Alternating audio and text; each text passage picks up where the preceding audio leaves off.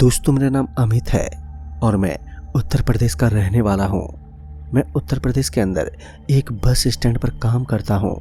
इस bus stand पर मैं लोगों के सामान को ऑटो में रखने का काम करता हूँ। सारे सामान को इधर से उधर रखने का काम मेरा ही रहता था और मैं उन लोगों से ज़्यादा काम करता था जो कि मेरे साथ यानी कि उस स्टेशन पर कर्मचारी थे, क्योंकि घर का खर्चा चलाने का पूरा काम मुझे ही करना पड़ता, जिस वजह से मुझे लगातार रात में भी इस काम को अंजाम देना पड़ता।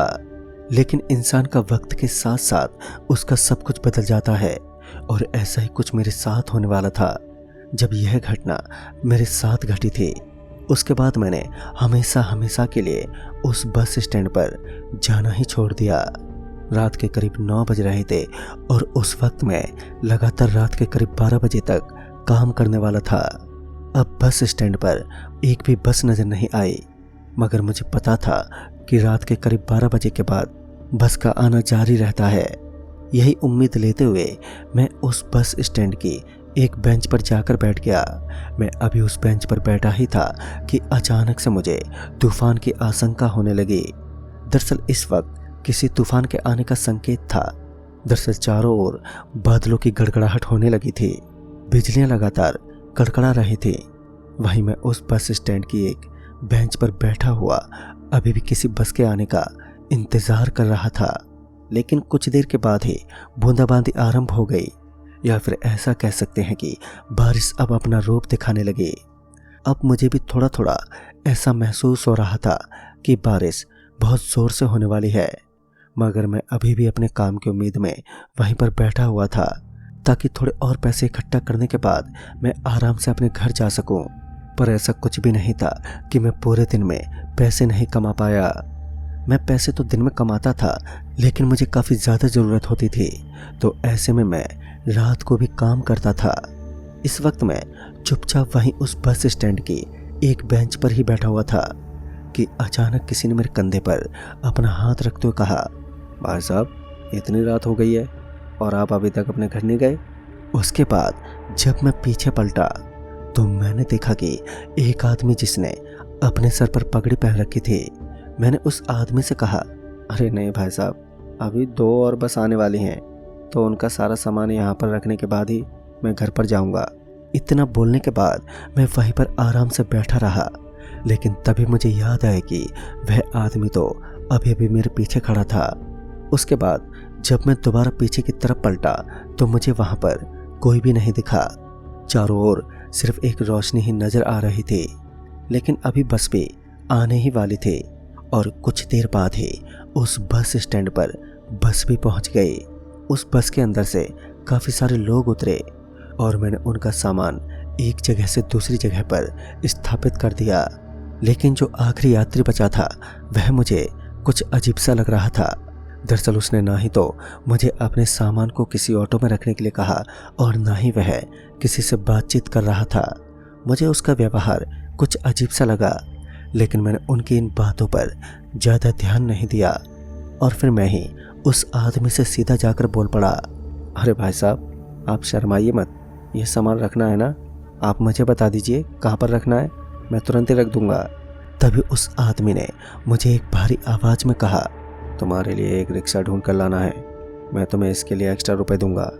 उसने मुझे 500 का लालच दिया, जिसे सुनकर मैं तो उतावला हो गया।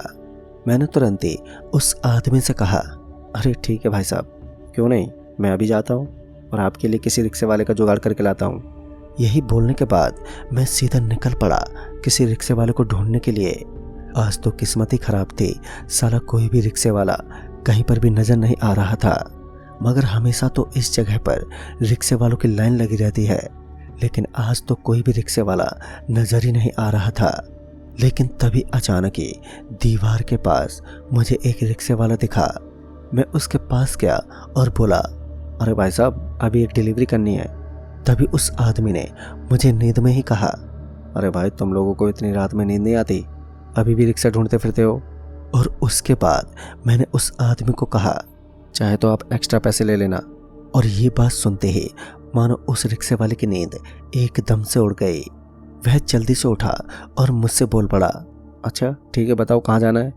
उसके तुरंत बाद मैंने उसे वहाँ यानी कि बस स्टैंड पर जाने के लिए कहा। उसके बाद हम दोनों उस बस स्टैंड पर पहुंचे तो मैंने देखा कि वह आदमी अपना सारा सामान लेकर उसी बेंच के ऊपर बैठा हुआ था। लेकिन अब तक बारिश शुरू हो चुकी थी।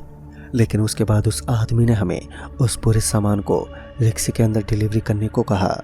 मैंने सारा सामान रिक्शे के अंदर डालना शुरू कर दिया।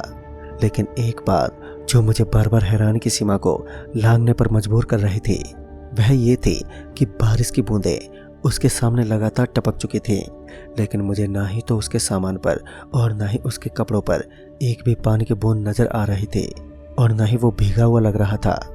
मुझे समझ में नहीं आया कि ये कैसे हो सकता है। मुझे लगा कि मेरे तो 500 का जुगाड़ हो चुका है, अब मैं यहाँ से निकल जाऊंगा। लेकिन तभी उस आदमी ने कहा, तुम्हें मेरे साथ इस डिलीवरी को कंप्लीट करना है। मैं तो एकदम हैरान रह गया क्योंकि अब तो मैंने सारा सामान डिलीवर भी करवा दिया।